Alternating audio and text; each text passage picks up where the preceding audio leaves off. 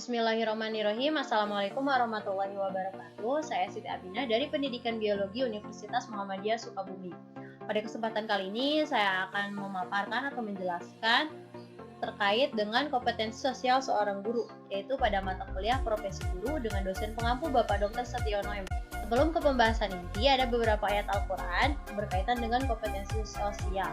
Nah, di sini saya mengambil Quran Surat Al-Ahzab ayat 70 yang berbunyi Bismillahirrahmanirrahim, Ya ayyuhalladzina amanu taqullaha wa qulu qawlan sadida, yang artinya, wahai orang-orang yang beriman, bertakwalah kamu kepada Allah dan ucapkanlah perkataan yang benar. Nah, dapat ditafsirkan bahwa Allah lantas meminta orang yang beriman agar berkata benar. Nah, kita kaitkan dengan kompetensi sosial seorang guru, di mana seorang guru ini dituntut untuk dapat menyampaikan dan berkata yang benar dan yang sesuai.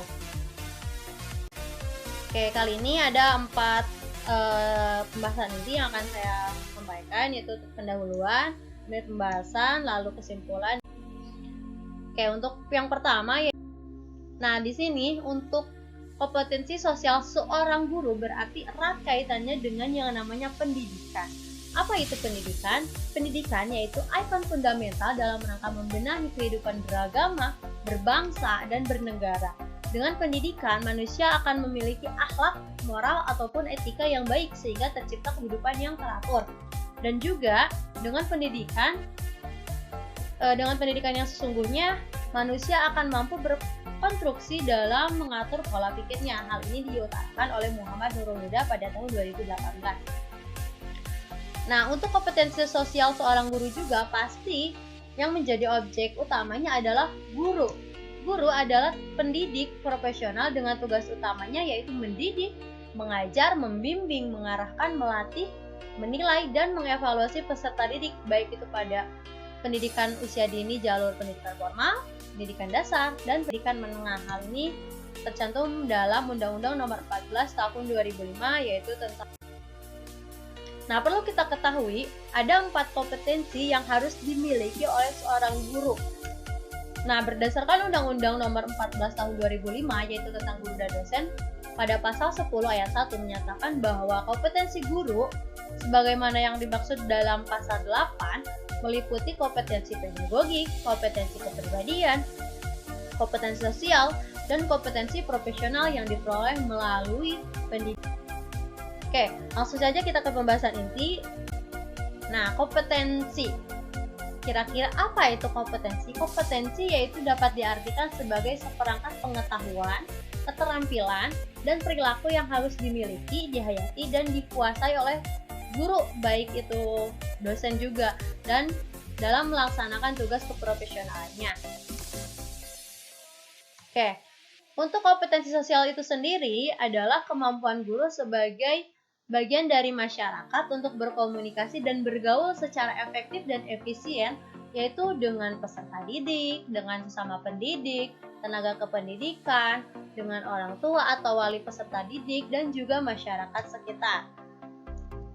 Nah, selain itu juga ada pakar psikologi pendidikan bernama Gardner menyebutkan bahwa kompetensi sosial itu sebagai bagian dari social intelligence atau kecerdasan sosial, di mana kecerdasan sosial ini merupakan salah satu dari 9 kecerdasan, yaitu logika, kecerdasan bahasa, kecerdasan musik, raga, ruang, pribadi, alam, dan juga politik.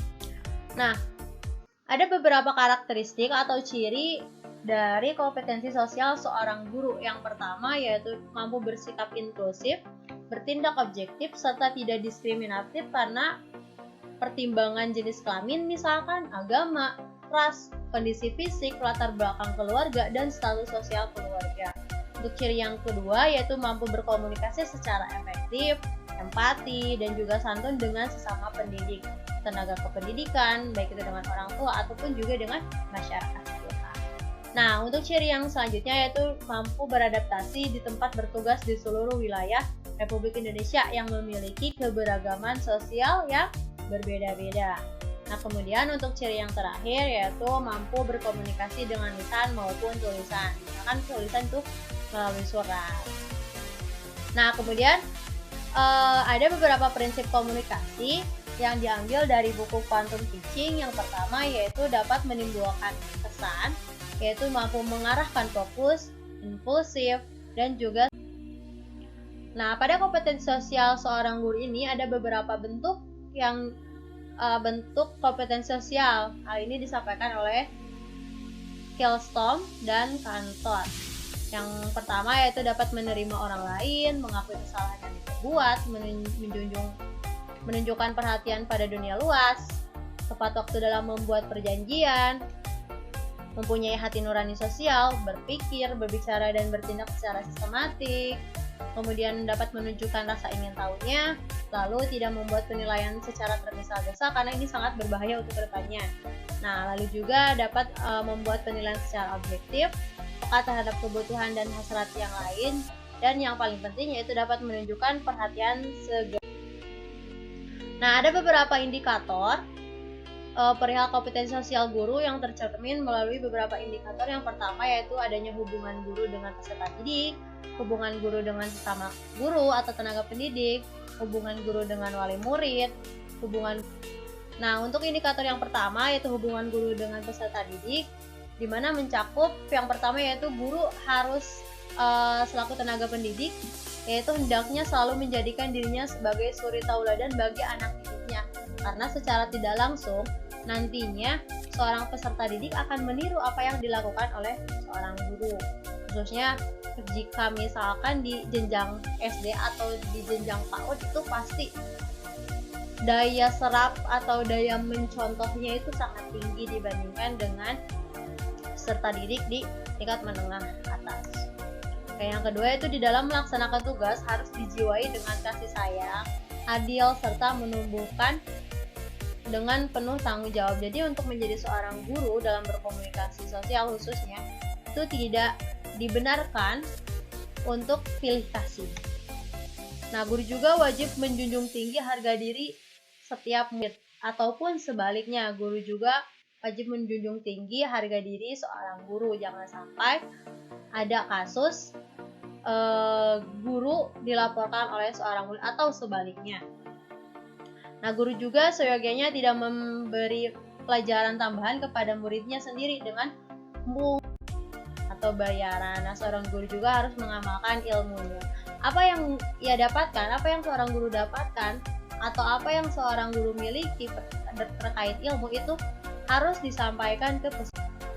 Nah, untuk kompetensi sosial guru yang kedua yaitu tercermin melalui indikator yang hubungan guru dengan sesama guru, di mana di dalam sekolah terdapat berbagai macam sistem sosial yang berkembang dari sekelompok manusia yang saling berinteraksi menurut pola ataupun tujuan tertentu. Nah, oleh lingkungannya sehingga membentuk perilaku dari hasil hubungan individu dengan individu maupun dengan lingkungannya. Jadi hubungan guru dengan sesama guru pun harus berjalan secara efektif. Nah, kemudian ada beberapa kode etik hubungan guru dengan orang tua, yaitu pada indikator hubungan guru dengan wali murid atau orang tua. Yang pertama, guru hendaknya selalu mengadakan hubungan timbal balik dengan orang tua atau wali anak atau wali murid dalam rangka kerjasama untuk memecahkan persoalan di sekolah dan juga pribadi peserta didik. Nah, untuk yang kedua yaitu segala kesalahpahaman yang terjadi antara guru dan orang tua atau wali murid hendaknya dapat diselesaikan secara musyawarah untuk mufakat. Jadi jangan sampai ada orang tua yang melaporkan guru. Jadi segala sesuatu harus dibicarakan secara musyawarah sehingga agar terciptanya peserta didik yang Nah, untuk indikator yang selanjutnya yaitu hubungan guru dengan masyarakat, di mana guru harus menguasai atau memahami semua hal yang bertalian dengan kehidupan sosialnya, misalkan tentang suku bangsa, adat istiadat, norma, kebiasaan pada lingkungannya, sehingga seorang guru harus mampu berpikir bagaimana cara untuk menghargai suku bangsa lainnya, menghargai agama yang dianut oleh orang lain, dan sebagainya. Oke. Nah, kemudian untuk pembahasan selanjutnya ada beberapa upaya dalam meningkatkan kompetensi sosial seorang guru. Yang pertama yaitu melakukan pengembangan kecerdasan sosial. Kemudian belajar berkomunikasi dengan baik. Yang ketiga yaitu melakukan supervisi. Yang keempat yaitu mengikuti kegiatan workshop atau lokakarya. Yang kelima melakukan atau mengikuti seminar. Dan yang keenam yaitu membuat daftar pertanyaan atau questionnaire.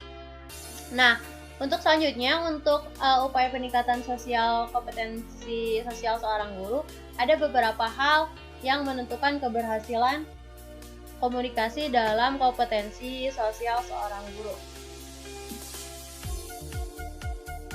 Nah, yang pertama yaitu ada audiensi atau sasaran komunikasi. Nah, audiensi di sini yaitu dalam berkomunikasi hendaknya memperhatikan siapa sasaran atau lawan bicara kita. Nah, apakah orang tersebut berpendidikan atau tidak? Ini penting diperhatikan dalam melakukan kompetensi sosial seorang guru. Nah, untuk selanjutnya yang kedua yaitu behavior atau perilaku.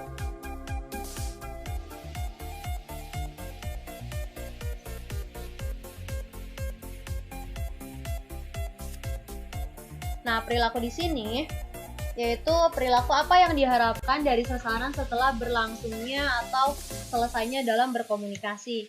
Dan yang ketiga yaitu condition atau kondisi, yaitu dalam kondisi bagaimana lawan bicara kita ketika berkomunikasi secara langsung.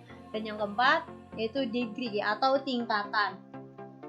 Nah, pada hal ini yaitu sampai pada tingkatan manakah target bahan komunikasi yang harus dikuasai oleh seseorang.